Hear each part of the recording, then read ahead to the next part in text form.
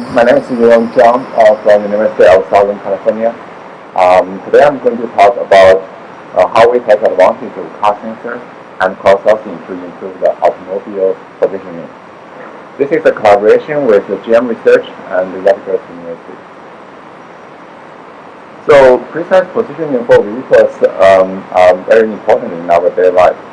According to Bureau of Transportation, there are over 253 million passenger vehicles on U.S. roads, and more than 77% of the vehicles traveling in U.S. are using GPS.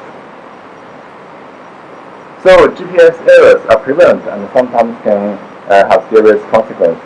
Here are some articles showing GPS error can be fatal. Also, there are the well-known Google self-driving car is said landways accuracy is essential and hard to achieve in many cases. Therefore, increasing GPS accuracy is very important. So we did an experiment to quantify the GPS error in downtown area. The car starts from this point and following the trace showing on the map. The orange arrow basically shows the actual trace of the car. However, we're surprised to find the actual high-end GPS reading looks like this. Notice that this is a reading from expensive high-end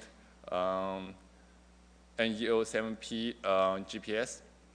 Actually, we did a more extensive experiment for the smartphone GPS error in 3 different situations. The average error for urban area is over 20 meters, while in the shaded area, the error can reach over 15 meters. So in USA, the runway is usually 3 to 4 meters, but in many situations, the GPS error can be on multiple lengths. So a question here is, can we achieve runway's accuracy? Runway's accuracy can help in many situations, such as lane assistant, lane surveilling, and autonomous driving. To achieve such accuracy, in this paper, we use the following idea. First, we use the onboard sensors such as the steering wheel angle and odometer to improve the data reckoning. Before we continue, I'd like to briefly explain what is data reckoning. So data reckoning is a common term in navigation, which is a process of calculating the current position from the previous position based on the speed and the course over the elapsed time. Second, we incorporate digital map information and use map matching to compensate the unreasonable GPS error. Next, we use the fact that many drivers come to landmarks like stop sign or speed bump with similar pattern. And we use their crowdsourced position to make the position estimate more accurate. So the key challenge is here how to incorporate those different techniques. And second is how to detect and use those landmarks. The paper makes 4 main contributions. First, the CARLOC uses a probabilistic position representation as a common framework to incorporate different error reduction technique. Second, it uses onboard vehicle sensors in order to improve the accuracy of data reckoning and map matching. Third, it enhances the position estimate by crowdsourced positions of stop signs, speed bumps, and right turns. And finally, it achieves under 4 meter maximum accuracy in highly obstructed environments, improving the GPS-only strategy by an order of magnitude. All those contributions are possible because of the key insight, using the car sensor to improve the position accuracy. Vehicles are actually equipped with hundreds of sensors to monitor low-level dynamics. We obtain the car sensor reading from the vehicle through the OBD2 port. Our sensing application in the phone reading the sensor reading from through the Bluetooth. In our work, we use the 10 vehicle sensor to measure the vehicle dynamics and the road conditions. In our work, the first category describes the driving behavior, such as the steering wheel angle and gear shift, and so on. The second category describes the car's dynamics, examples are speed and yaw rate. The third category describes the road conditions, like the rough road sensor. Here is a CARLOC system overview. At high level, CARLOC models the vehicle position probabilistically. The key idea is to refine the probabilistic position with several ideas from different sources. One way to that CARLOC reduce error is improving data recording with built-in vehicle sensors. We are able to obtain more accurate travel distance and heading changes through the built-in car sensor. A second way to improve is periodically obtain the GPS reading. These readings are associated with estimated error, which can be used to tighten the position estimates.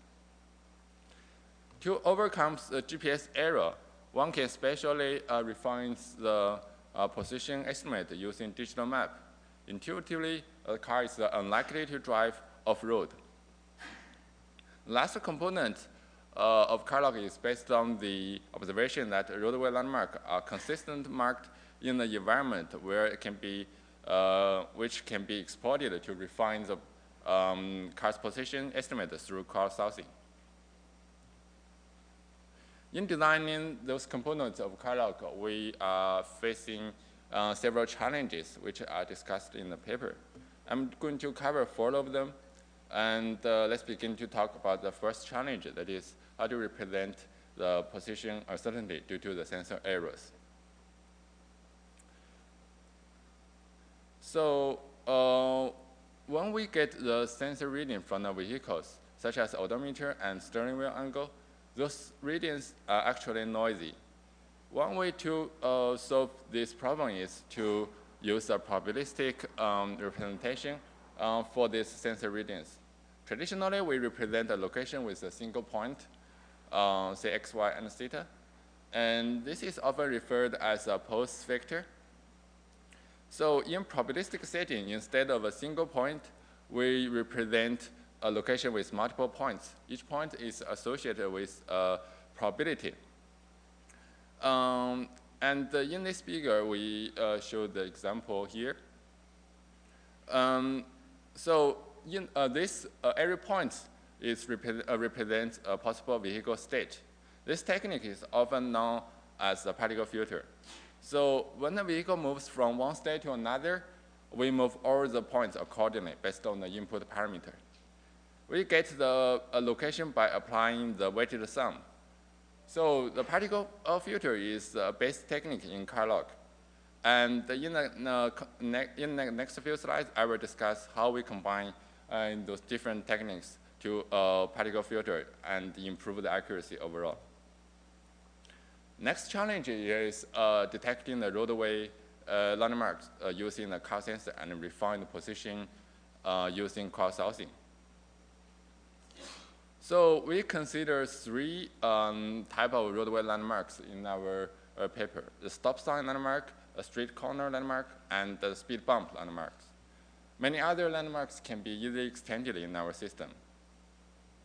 In this talk, I'm going to give an example of crowdsourcing for speed bump landmarks. So let's take a look at how crowdsourcing works. So we show the speed bump example here. When the car first passes the speed bump, we get a bunch of particles. Each particle represents a car's possible position, and the car uploads the particles to the particle cloud. And then when the second car comes to the same speed bump, it resamples those particles from the particle cloud together with its own particles. Meanwhile, the particle weight in the particle cloud will update accordingly. So when more car or trip come to the same landmark, we are getting more accurate particles and further update the weight accordingly. So we are actually getting more accurate estimation of position as more crowdsourcing is introduced. One challenge here is how to detect when a car passes a speed bump. Luckily, a lot of car sensors can help the speed bump, can help the detection. when car passes the speed bump, drivers usually slow down first, which is indicated the speedometer reading. In the actual sensor reading, we can see that the speed showing the blue line is dropping. And when the wheel runs top of the speed bump, the vertical acceleration and the rough road sensor expecting reading peaks. Moreover, to distinguish a possible outlier, such as potholes, we notice that both the front wheel and the rear wheel will pass the bump sequentially. And we are anticipated to see those two peaks to be around the car length. Here is the actual reading from the sensors, where the pink line is the vertical acceleration. You can see two peaks clearly indicate, and the distance traveled between these two peaks is close to the car's length. And also the vertical on the rough road magnitude, you can see an increase during the period. So next I will talk about the third challenge, which is how to accurately model the vehicle motion using the car sensors. To get the car's position, we need an accurate motion. We need an accurate motion model to capture the car's movement during the time.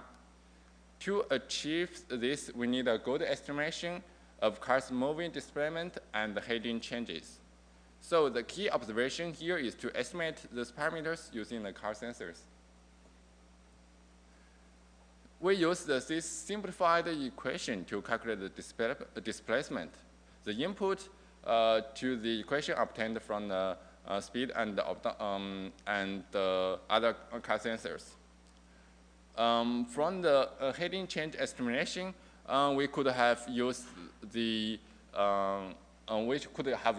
head derived from the inertial sensors, gyro, and the acceleration reading, but we found that the derived heading are erroneous, which caused the significant error in heading. So we found that it's necessary to model the heading change with a vehicle's kinematic model. Supposing a driver turning a steering wheel angle, what is happening is the front wheel change shown on the figure. And when the wheel turns, the actual change in the heading is a very complex function that is determined by something called the Ackermann motion model. The heading change is both change in bearing and change in the slip. The key idea in our approach is we can compute the bearing change with yaw rate and the slip change with steering wheel angle. When we do that, we apply the changes to the particles as shown, and the detailed computation is described in the paper. Next, I will talk about the last challenge, that is improving the accuracy of map matching algorithm using car sensors. Before I discuss how we do map matching, I'd like to tell what map matching is. So map matching is a technique in GIS that associates a sorted list of user or vehicle positions to the road network on a digital map. So let's take a look at the real trace on the map. Consider a point at P in the trace. We actually cannot determine which road the car is at based on the P single point. Especially the closest road segment is not always correct. So I'm now going to show how we use the car sensor to improve the map matching. Our map matching is based on the hidden Markov model. The input to the hidden Markov model is are the observation probability and the transition probability. The key challenge here is how to get a good estimation of the transition probability. Assume we have two consecutive readings at time 0 and time 1. Projecting them to the closest road can help obtain the observation probability. But to get the transition probability, previous strategy used the distance between the 2 points with the GPS reading. But we know that the GPS reading is always incorrect and erroneous. So instead, we use the car's speed or odometer to obtain the distance. But even with this, we can still not able to distinguish the time-once position because both the points satisfy the conditions. So we use additional sensors like the yaw rate and steering wheel angle to help solve this. So this helps assign more accurate transition probability, and more details can be found in the paper. So the key takeaway here is we can get more accurate transition probability estimate with the car sensors. So CARLOC uses the result of matching in multiple ways, such as eliminating invalid GPS reading. But more important usage is that we use the matching to update the weights of the particles in the particle filter. So suppose those particle filter is projected to the correct road B, and we actually compute the distance from the points to the road, which used as the factor to update the weights accordingly. So for example, those points outside the road will get a smaller weight, which can further reduce the weight of the particles and eliminate them in the next sampling process. So we talked about the design of CARLOC. I'm now going to describe the CARLOC evaluation. So our evaluation based on multiple traces collected by two drivers over different routes with different characteristics.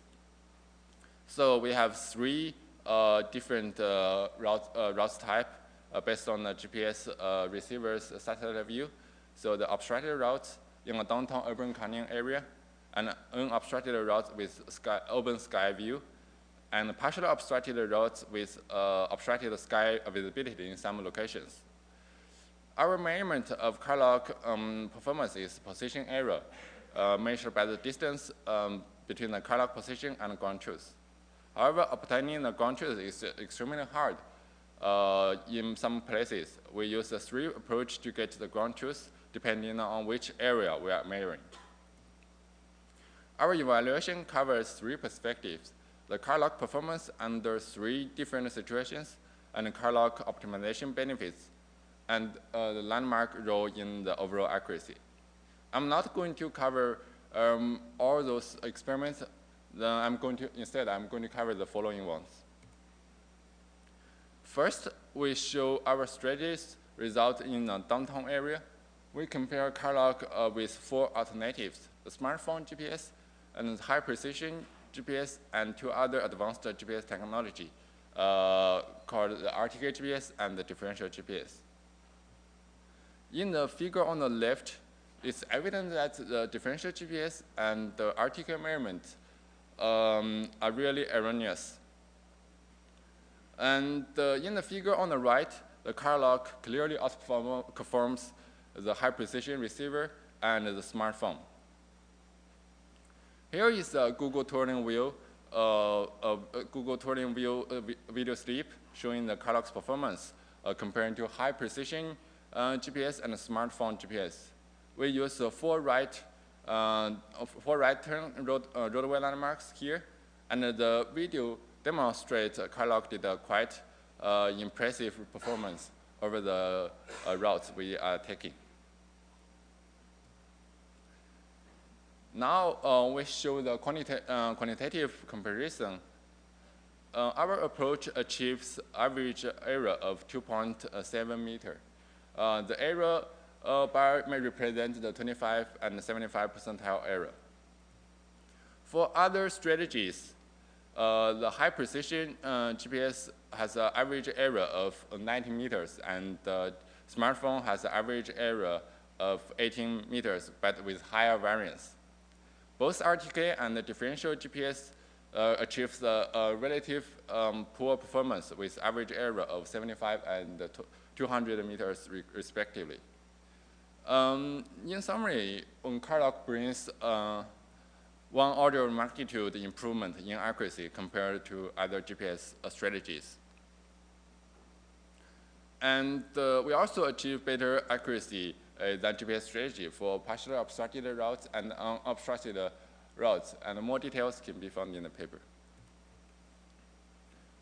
The optimization we did in the CARLOC actually improved the CARLOC accuracy significantly. Now we show all the CARLOC performance. So first is the baseline. This is a result from the partially obstructed routes, and the baseline is the GPS where the start and the end distance, which is the 0 should be the perfect.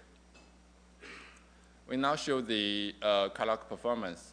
So the CARLOC performance over this all those different route lengths is about 1 to 2 meters.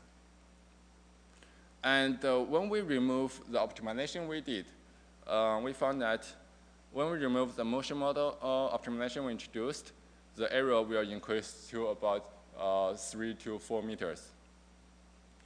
And when we remove the map matching, it's still around 3 to 4 meters error. And this indicates that ET optimization can have a significant benefits in our system. So the next question is, what degree of crowdsourcing is necessary? We show the error relationship for the number of learning traces. So this indicates what degree of crowdsourcing is necessary. So without crowdsourcing, the average error is about 3 meters. As degree of crowdsourcing increases, the error keeps decreasing. And in the 8-trace case, the error becomes only half of the original case, which is only 1.5 meters. So the trend is that we can continually improve the CARLOC accuracy by introduce a higher degree of crowdsourcing. Last question is how many landmarks are enough? So we show the CARLOC's closed loop error on our 5.3 kilometer partially obstructed route. On this route, there are 15 landmarks in total.